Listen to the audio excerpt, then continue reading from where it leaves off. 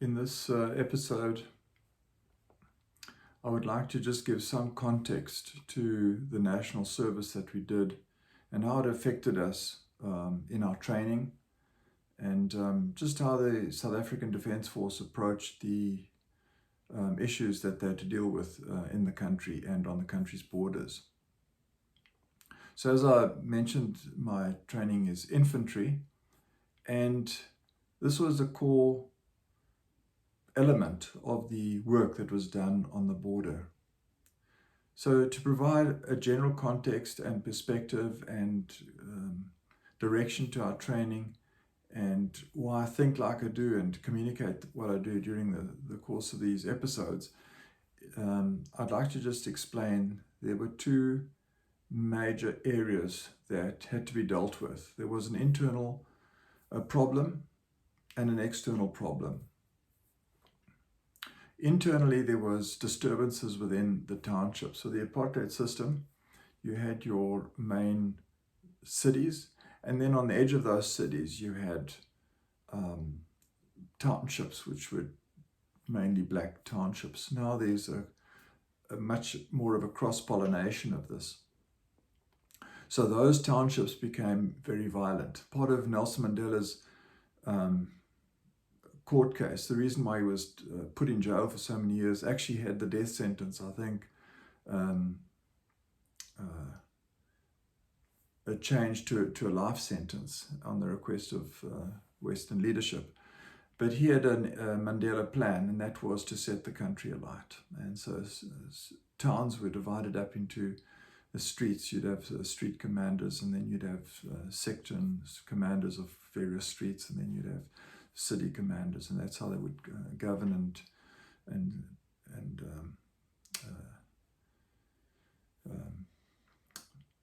bring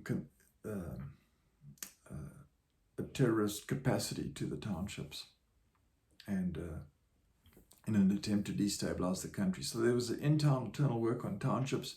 Then there was an external border war. South Africa still had Southwest Africa under its protection, following a request from the British to annex the Southwest Africa to South Africa. And that became a political issue when Southwest Africa was also included under the apartheid system. And so there was a terrorist organization called SWAPO that tried to overturn the government of Southwest Africa today in Namibia. And that led to a border war between Angola and South Africa, which was complicated because Angola had gotten its independence from Portugal. There were 3 terrorist organizations there that were fighting for supremacy to take over the government when the Portuguese left.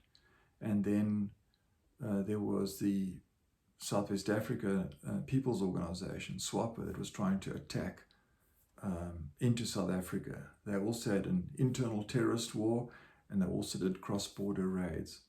So, well, the result was that the South Africans had a border war protecting the Southwest Africa-Angola border from infiltration by terrorist movements.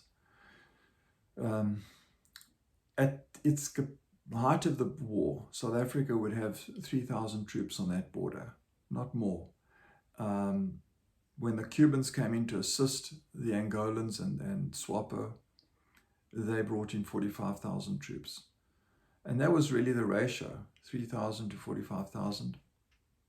Most of that work being done by counterinsurgency units like Kufut and 32 Battalion, 101 Battalion, and so on. Then there was normal infantry, the mechanized infantry and motorized infantry, the Parabats, Parachute Battalion, and then also armored vehicles. I mentioned the Nodikar, which is an Eland vehicle. It's called the Eland. And then the Ratel, Afrikaans word for the honey badger.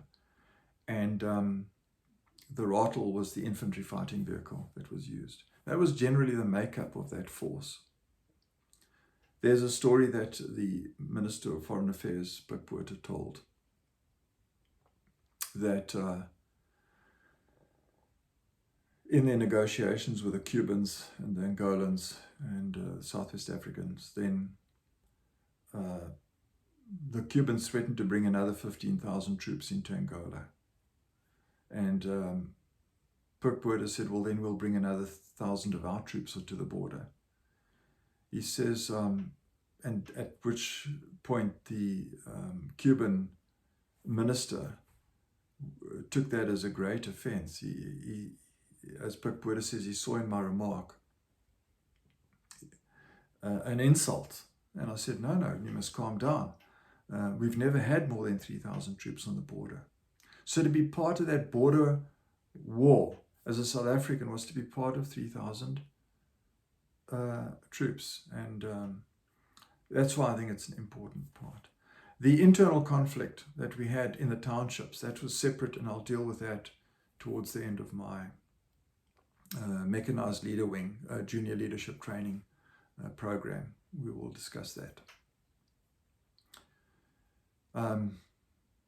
Just to mention one thing, the South Africans used an aggressive principle called the Guderian principle that was developed by the German general Guderian in the Second World War, where you strike through the enemy force with a strong armored contingent, and then you have your shock troops bringing up the rear, who then sweep up the remaining defenses once you've been through the dead zone or kill zone, what they would call. And that's what we were trained to do, and I'll mention that. So part of that Guderian principle was the fire and movement principle, where you always have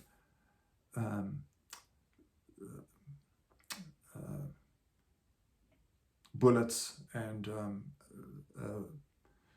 shells on the front, so that you number your lineup in twos, 1, 2, 1, 2, 1, 2. Odd numbers move first, even numbers move second. So the odd numbers will get up and run for 10, 15 meters, and then take cover, roll into a new position, and then put additional firepower on the front.